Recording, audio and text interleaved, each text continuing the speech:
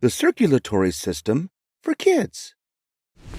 What is like a freeway or highway that stretches for more than 60,000 miles in your body? It is the circulatory system. Let's learn more about it and why it is the most important system in the human body. Put your hand on your heart for a second. Do you feel it beating?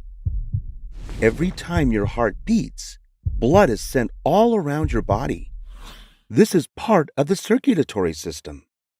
This special system is responsible for bringing blood to all areas of the body, fighting disease, healing injuries, and transporting nutrients and oxygen throughout the body. And the heart is, well, the heart of the whole operation and the muscle. Get it? Because the heart is a muscle. Without the heart, the circulatory system would not work. The circulatory system circulates or transports blood to and from the heart and also carries oxygen and nutrients to every cell in the human body. This oxygen comes from the air you breathe into your lungs. So, the circulatory system is many different parts of your body, all working together to make sure that every cell is getting what it needs to thrive. There are two main parts to the circulatory system, the heart and the blood vessels. Blood vessels include arteries, veins, and capillaries. Let's start with the heart. Located between the lungs, just to the left, is the heart. We already mentioned that it pumps blood into the rest of the body. But here is an interesting fact. The heart beats around 60 to 100 times per minute, depending on lots of factors, including age and health. And your heart may beat faster or slower, depending on what your body needs at the time. For example, when you are playing outside and running around with friends, your heart beats faster because your body needs more oxygen. Right now, you may be sitting still, so your heart is beating slower because it does not need as much oxygen. Did you know that the heart has different sections called chambers? These 4 chambers are divided by valves and collect and pump blood. They also control the direction the blood flows in the body.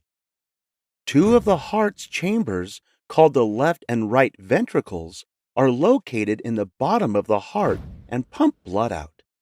The other 2 chambers, the left and right atria, which are found in the upper part of the heart, receive blood or take it in.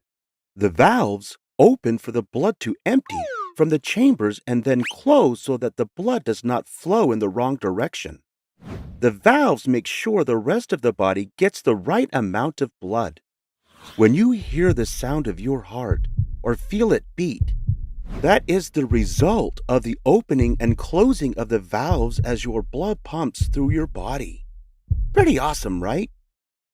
The other main part of the circulatory system is the blood vessels, which include the arteries, veins, and capillaries. What do these vessels do? Glad you asked. Arteries are the thickest blood vessels.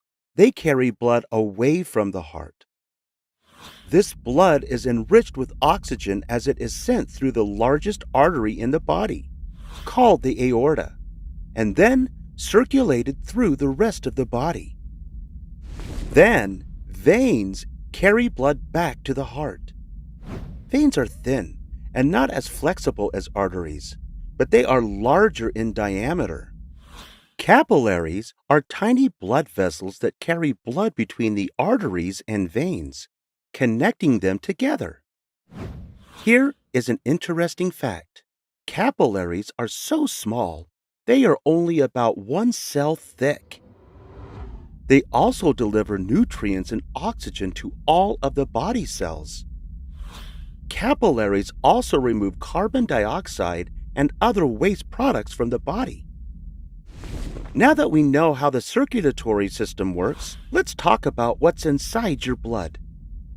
Have you ever heard of bone marrow before? Bone marrow produces red blood cells, white blood cells, and platelets. These ingredients, plus plasma, are what make up your blood. Red blood cells carry oxygen throughout the body by carrying a chemical called hemoglobin, which gets oxygen from the air you breathe. Here is another interesting fact. Hemoglobin is what makes your blood red in color. White blood cells protect your body when it gets sick. There are not as many white blood cells as there are red, but there are different kinds of white blood cells. Granulocytes help wounds heal and prevent infections by killing germs. T cells and B cells are lymphocytes that produce antibodies to attack bacteria or viruses. B cells also prevent germs from causing problems in the future. Last, monocytes fight and destroy bacteria by surrounding and attacking it. Platelets are cells that help clot or stop bleeding when you have a cut or other injury. Plasma is a yellowish liquid that carries proteins, nutrients, and hormones to the rest of the body. It is mostly made up of water that comes from what you eat and drink. Plasma also carries waste away from your cells, directing it to the kidneys, which are the organs that remove this waste from the blood. All of these things work together to form the circulatory system. Okay, that was a lot of new information. Let's review to see what you remember. True or false? The heart has 4 chambers. True. They are the left and right ventricles and the left and right atria. Fill in the blank. Blank blood cells protect the body from getting sick. White. Which organ is at the heart of the circulatory system? The heart. Nicely done, friend. The circulatory system is a vital part of keeping your body alive and healthy.